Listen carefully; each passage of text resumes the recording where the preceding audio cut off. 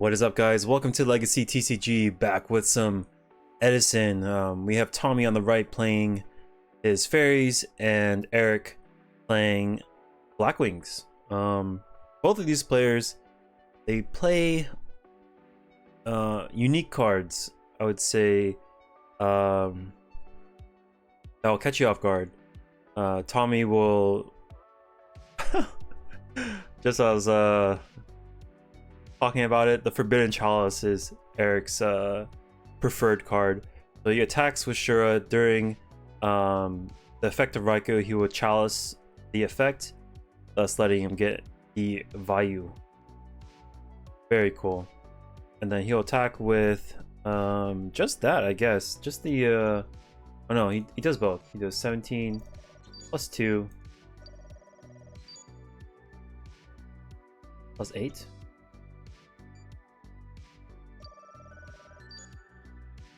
Maybe not the 2. Sorry, I was looking at the other side.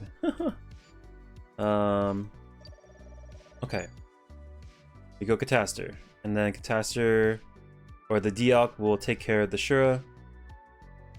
And if, I don't think, let's see, did he mill anything from the top? Oh, he did. So he added a Nova Summoner. Pretty sick. Okay. Gets Nova Summoned to hand. Unfortunately, this Cataster is gonna pose a problem because it will pop the recruiters when it flips face up. Yeah, anyways, as I was saying, both these players like to play very unique cards, not normal to say a standard Blackwing list. I think he runs like a couple trap stuns, some Forbidden Chalices, things of that nature. Kind of changes up the pace of the game, or like what are players used to, essentially. At least when I'm playing against him, like I don't like, he'll damage step me with Forbidden Chalice and like end the game off that. Like it's happened multiple times where that 400 damage is like just enough to kill me. It's crazy. And then Tommy has like main deck Soul Release, main deck No Mana Crossout. Those cards just kind of gel together pretty well for his deck. So he will take 17 off this Bora. Pass it Tommy. I would say Blackwings probably game 2 and 3 have a little bit more of an advantage over Tommy, just because they have deck devastation virus. It's very annoying to deal with. Most of Tommy's cards are 1500 and below. Only big ones would be, I would say, Christia. But the Heavy Storm will take care of this Forbidden Chalice and Icarus attack. And then we got the Shine Ball, or the Consecrated Light, that's going to pose a problem for Eric. The Consecrated Light slows down the Blackwing players' plays by a lot. They can't normal summon, they can't special summon. You can only set under Consecrated Light, and they have to pair it with like Icarus attack to get rid of it. Or if they have like a side decked Fossil Dino, maybe. So during damage step, Eric will drop Kaloop, putting him at 3100. I think Tommy's thinking about responding. So if he does, he adds 17 to 15, he'll beat it by 100.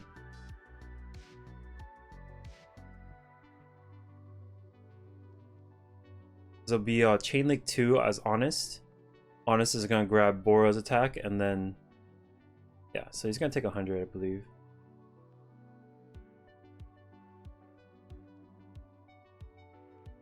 Or 35, 400, my bad. We'll take 4. No, put him to 35, and then Boro is at 31. Okay, I mean, we both exchange resources on that interaction, and then Tommy wins out in the end. Even now, I'm still kind of like, I still get confused on the interactions with Honest and Clue, things like that. But I'm slowly starting to understand it.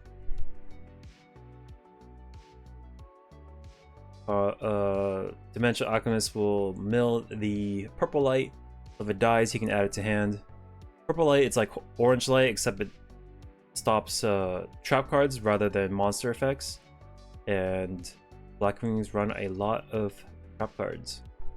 Very powerful ones. This Banisher of the Radiance will deal with this Consecrated Light, but it gets booked in response. Okay, so we need to run this over so that our Consecrated Light can keep doing his job. Here we go. We'll attack with DD Warrior, attack for 18 on the Dimensional Alchemist.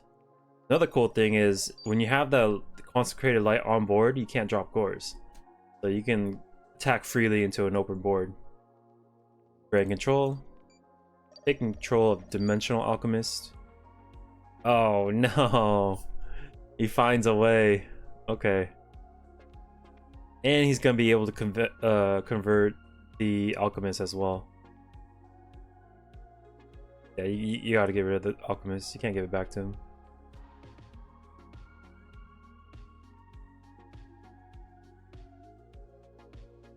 This would make a 6-star.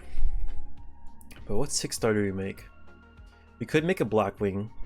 We could make Yugioh. To make Armwing, we have a Vayu engrave as well, so we can plan for a later summoning. Special is another Bora. Oh, he already attacked because that's how he got the Consecrated Light off the board. But I think he just forgot.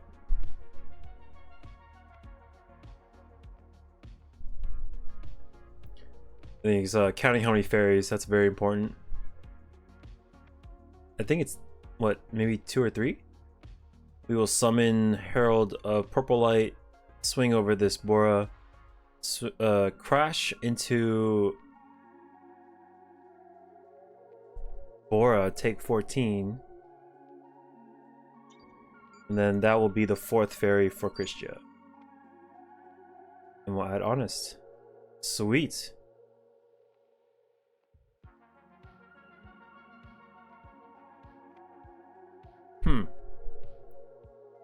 So this Christia is protected from swinging above it, and then it's protected from any additional monsters from hitting the field. This is a tough position.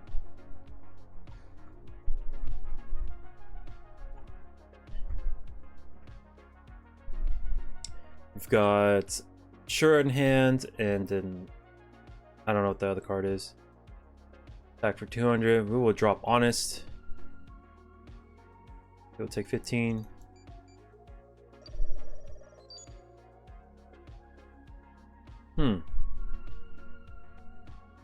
Summon another Sure and pass. Interesting.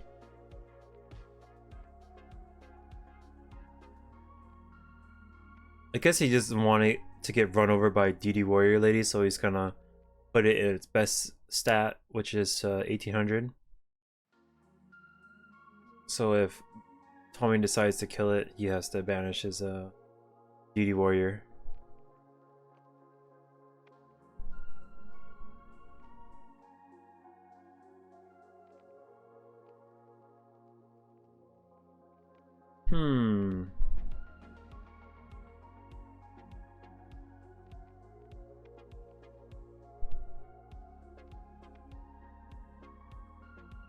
At least there's no back row for Tommy to deal with. On the bright side, but he has to consider that there is a clue on Eric's side. Attack over that. He will take 1000. Then this DD Warrior Lady can get rid of Armwing if he decides. Oh, he'll just pass. Heavy Storm. Gets rid of Dust Tornado. My body is a shield. Right, what can we do? We got no special summons. No brain control.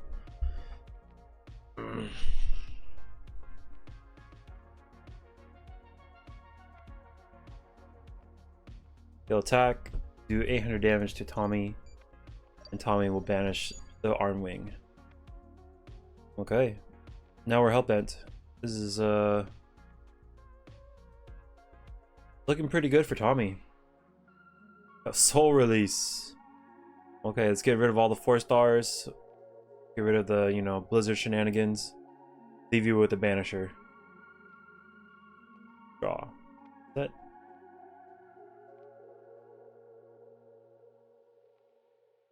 Okay, sweet. He finds the angel. The hell will mill or drop the hand. It will draw 5, but that will be enough. Even if he were to draw Gores, he can't drop it because of Christia.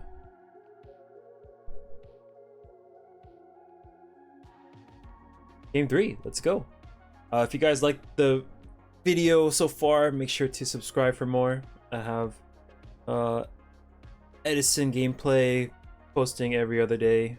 At least I try my best to. Shining Angel will go in for 1400. We could consider dimensional prison onto Shining Angel. That way he can't build up his graveyard for Christia. Or we could just run it over and then deal with that problem later. Personally, I just keep him off. I try my best to keep him off 4 fairies. That way the Christias in hand stay dead for as long as possible. But he just has a bunch of ways to get fairies to the grave anyways, like Herald of Orange Light. That automatically pitch 2. So he can get there. So we go Icarus attack on Shining Angel and Book of Moon. Then we'll take 1400.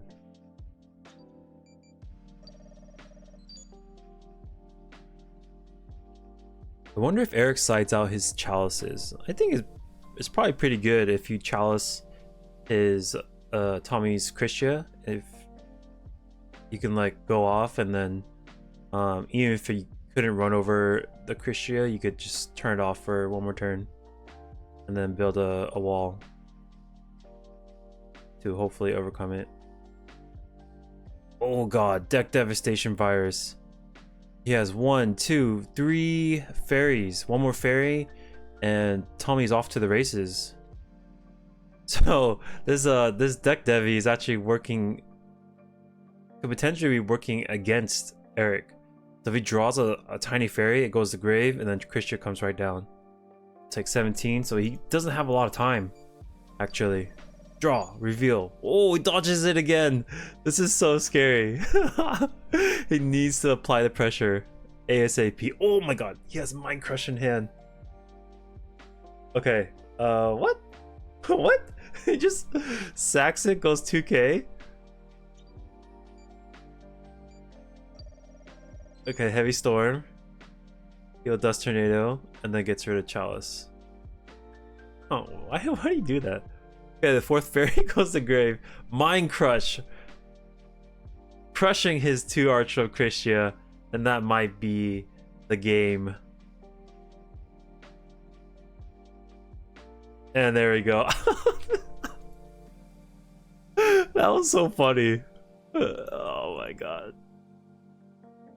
Because right here, if he crushes one more fairy, then the Christias go off. But then he draws into Mind Crush. And so as soon as the last fairy hits the grave, he crushes both of the Arch of Christias. And then swings in for game with Sirocco and Shura. I thought the tribute summon on top of the Aura was kind of weird, but I think he might have just... Only thing I can think of is try to like avoid Aura getting rushed down by like Dimensional Alchemist.